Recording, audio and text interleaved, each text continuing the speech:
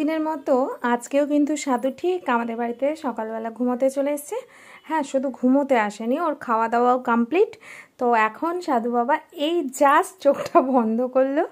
আর জানি না কেন ও এত ঘুমোতে ভালোবাসে। আর ওর গলায় একটা কালো কার পরানো ছিল, বোধহয় অনেকেই দেখেছেন। জানি না, ও ছিঁড়ে ফেলেছে, মনে হচ্ছে বরফির মতো। সাধু, সাধু, সাধু, ওলি বাবা, আমার ছোনা পাপা। সত্যি কথা বলতে মানে আগে একটা সময় আমি প্রচণ্ড পরিমাণে এদেরকে দেখলে আমি আমার ফোবিয়া ছিল। আর আজকে অবাক লাগে যে আমি এদের ছাড়া এক মুহূর্ত ভাবতেই পারি না। কি বলবো, মনে হয় যে ওর গায়ের গন্ধটা পাইনি। অনেকেই বলে, আমি অনেককেই বলতে শুনি যে ইস ছি, কুকুরের গায়ের গন্ধ। কিন্তু বিশ্বাস করো, ওদের গায়ের গন্ধ একদিন না পেলে সত্যি বোধহয় দিনটা একদমই খারাপ যায়। এখন এটা ফিল করতে পারি।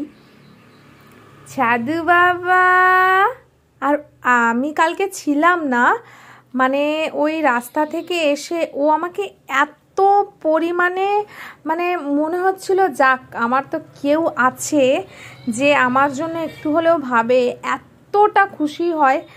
বরফি তো হয়, বরফি তো আমার কি বলবো, সেটা বলার জায়গা রাখে না।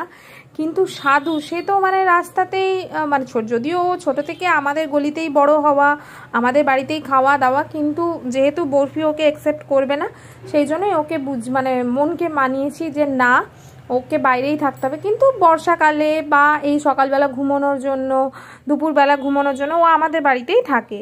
তো সেটাই আর কি, ও এতটা পরিমাণে ভালোবাসে এবং যেখানে গলা পেয়ে যায় ঠিক ছুটতে চলে আসে, লেজ নাড়াতে থাকে। এইটা কি বলবো, একটা পরম পাওয়া। মানুষও বোধহয় এতটা ভালোবাসতে পারবে না, মানুষ পারবেই না। সত্যি, মানুষ তো স্বার্থ ছাড়া কিচ্ছুই বোঝে না, সেটা যেই হোক না কেন।